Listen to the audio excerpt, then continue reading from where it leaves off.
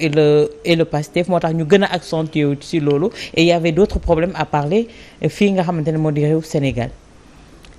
waaw comme ni ma ko waxoon léegi rek un président de la République doo xëy rek di ko interviewer. Forcément dina xam lan nga koy laaj. Mais pour revenir à cette question là du Pastef ak Ousmane Sonko naturellement man sax su ma gis-gis je me dirais que le président Macky Sall n'a pas répondu aux questions yi véritablement si li nga xam ne moom le journaliste bëggoon a xam. Il a et certaines questions notamment candidature Ousmane Sonko parce que esquivé ne man du ma si wax parce que c'est un dossier boo xam ne il est pendant en justice man en tant que chef de l'exécutif je n'ai pas à me mêler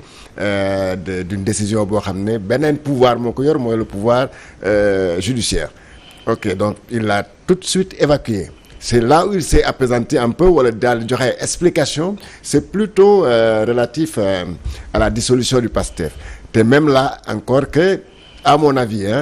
et si j'étais ces journalistes-là dinaa ko relancer ne ko c'est pas la réponse que j'attendais parce que les journalistes lu ñu ko posé c'est angle bu ñu ko posé mooy xamal que ne est-ce que ce n'est pas trop est-ce que le Sénégal n'est pas allé trop loin au XXIe siècle aujourd'hui après la première dissolution d'un parti vers les années 60-61 que plusieurs années après presque 50 ans après compte que le Sénégal se retrouve dans la même situation qu'en 61 et c'était pas un recul démocratique. En fait c'est ce que les journalistes voulaient savoir parce que les journalistes ont même cité des organisations de société civile parmi lesquelles le président même a dit xamul organisation yooyu je ne les reconnais pas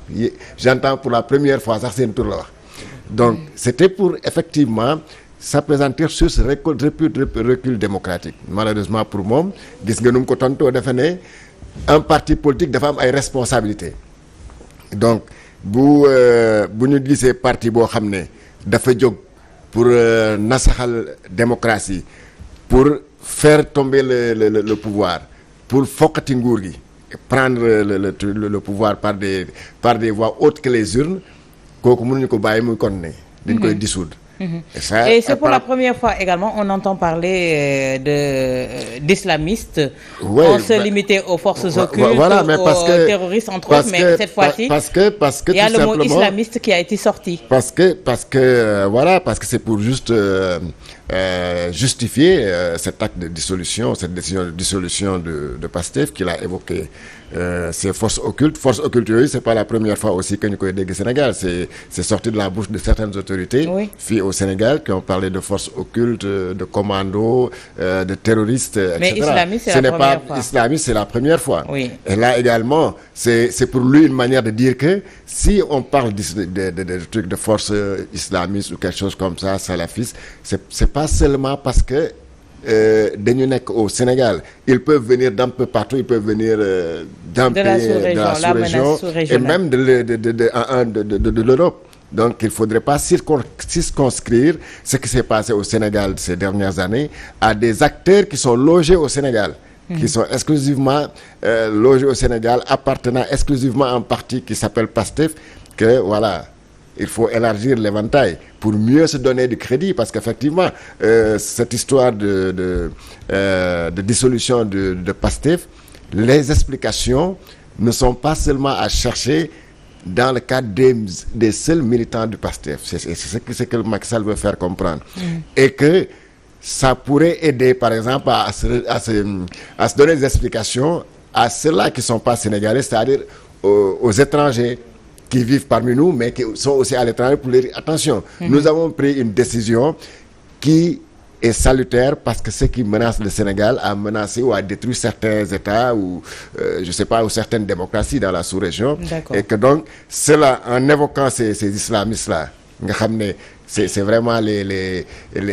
bêtes noires de certains pays occidentaux mais ça pourrait les aider peut-être à se faire une idée sur c'est que ce danger entre guillemets nga xam ne moom la autorité sénégalaise jàpp ne mooy menacer le Sénégal. d'accord ñu ñëw ci deuxième point bi ñuy waxtaanee mooy présidentielle 2024 également ak parti politique yi nga xamante ne tey jii ñi ngi samp seen dënd waaye au sein de Benno Bokk Yaakaar de l'Alliance pour la République ce matin on s'est réveillé avec la déclaration de candidature bu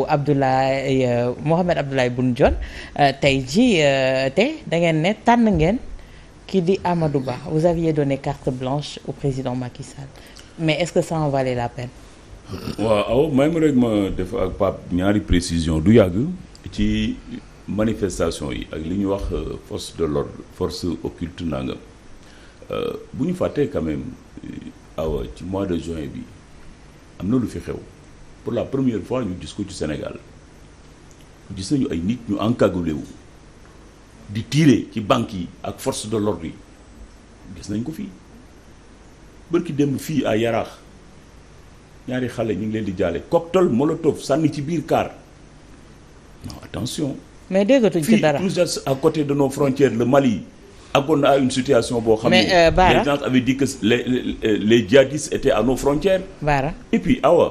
non laisse-moi préciser. C'est Pape Sana mi ngi koy préciser. oui laisse-moi préciser. seen ay supérieurs ñoo dem toog sur un plateau de télé démentir les ministres. yoo xamante ne ñoo génnoon yëkkati seen kàddu pour nous parler de forces occultes pour nous parler de terroristes c'est nos forces de défense dama ne la en termes de la haute hiérarchie en plus lu ñuy wax sécurité ak défense la voie la plus autorisée ci ni ñu koy waxee ci tubaab c'est la voie du ministre de l'intérieur garant de la sécurité publique dégg nañ li Antoine wax bi mu demee fi Yaraax effectivement et puis on est dans un contexte mondial et sous-régional chargé et Sénégal dañ fi am ay pétrole ak gaz et jusqu'à présent le Sénégal tient. Ça veut dire que on n'a pas que des amis. Mais en juin également les pick-up qu'on voyait sortir les gens qui avaient des fusils d'assaut entre autres ñooñu tamit fan lañu jógee. Ce n'est pas un secret. Est-ce qu'on a essayé de tirer les choses au clair? dama ne wax ko c'est pas révéler un secret. Il y a des forces au niveau national et intérieur et qui sont à l'extérieur. Est-ce que nos autorités ne jouent pas à nous faire peur ou à